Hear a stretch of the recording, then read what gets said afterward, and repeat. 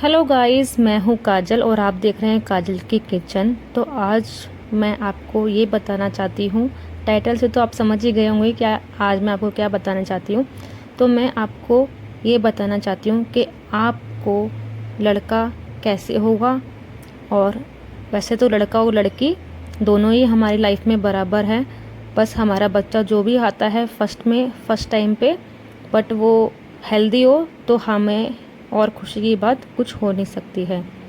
तो थोड़ा सा मैं आपको अपना एक्सपीरियंस बता रही हूँ। वैसे तो ये मेरे ऊपर तो सही लागू हुआ है, तो उसको इसको 100% भी मत मान लेना जो मैं आपको बता रही हूँ। बट जो मैंने क्या था, मुझे तो बेबी ही बॉय हुआ था, तो इसीलिए मैं आपको बताना चाहती हूँ। क्योंकि एक जब पहला हमारा बेटा होता है तो घर में भी खुशी का माहौल अलग से ही होता है। वैसे तो ये बात नहीं है कि लड़की होती है तो कोई दुख बनाता है, बट अभी भी हर किसी के मन में हल्का सा एक छोटा सा जो टॉपिक रहता है ना कि हाँ पहला बेटा हो जाए, फिर सेकंड टाइम में चाहे बेटी हो जाए तो कोई परेशानी नहीं है। बट वैसे तो लक्ष्मी बेटी का रूप होती है, तो पहले लक्ष्मी आनी चाहिए तो वो अच्छा रहता है। बट कहीं ना कहीं आज भी सब लोग यही सोचते हैं कि घर का वंश हमारा बढ़ना चाहिए।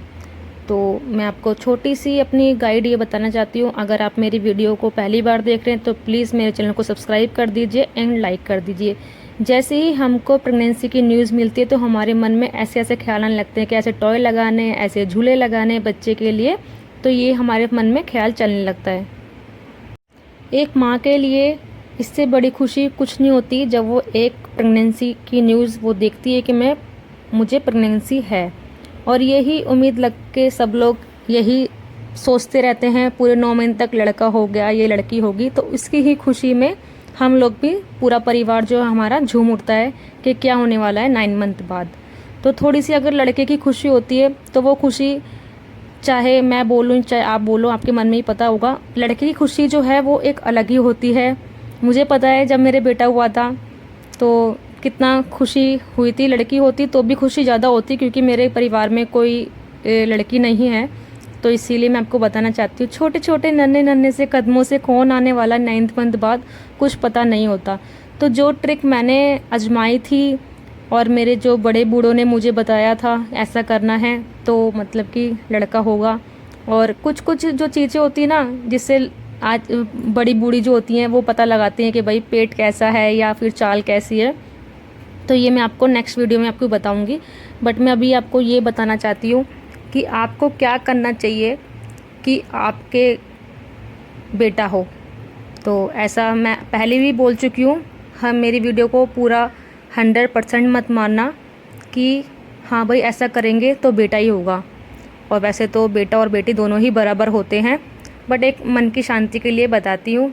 जो खुशी हमको बच्चों के साथ खेल के होती है, चाहे वो लड़की हो चाहे लड़का हो, तो वो अपनी ही खुशी होती है कि भाई हमारा बच्चा है। ये तो बस आपको तो पता ही है, माँ को जान से भी ज़्यादा प्यारा होता है अपना बेटा। बट थोड़ी सी एक अंदर से खुशी होती है ना कि हम ऐसा करते तो देखते हैं होता ही या नहीं होता।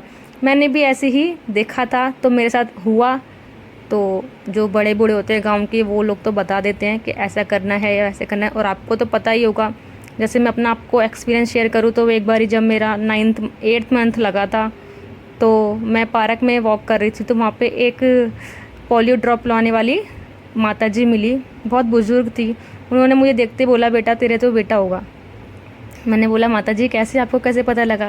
तो उन्होंने बस यही बोला, बेटा हम पुराने ज़माने के हैं तो हमको देखते ही पता लग जाता है कि बेटा है या बेटी है। तो मैंने कहा चलो माताजी आपकी अगर बात पूरी होगी तो आपसे ज़रूर मिलने आऊँगी। बट मैं गई नहीं मिलने क्योंकि मुझे उनको आंगनबाड़ी पता नहीं लगा कहाँ पे था। तो मैं आपको बताना चाहती हूँ, तो ये जो गणेश जी मैंने आपको दिखाए हैं तो ये मैं अपने लिए, मतलब कि आप खुद जाके कोई भी मंदिर से, कोई वैसे स्टोर से नहीं लेके आने। जो सूंड उठी हुई गणेश जी की होती है ना, वो एक लड़के का संकेत देती है।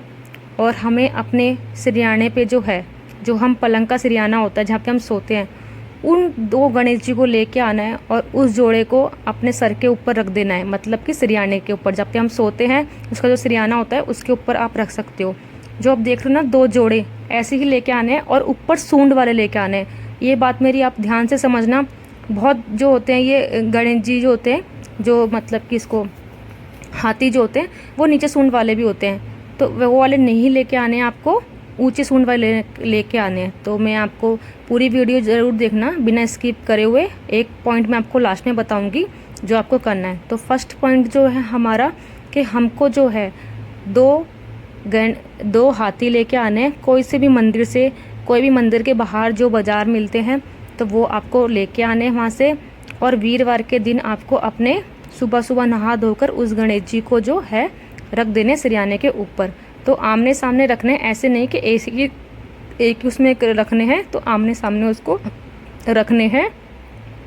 तो आपको अगर हेल्प लगे तो प्लीज़ कमेंट्स बॉक्स में ज़रूर बताना। बट मैंने ऐसे किया था तो मेरा जो था वो सही निकला, ट्रिक जो मुझे किसी ने बताया था, तो मैं आपके साथ भी वो चीज़ शेयर करना चाहती हूँ।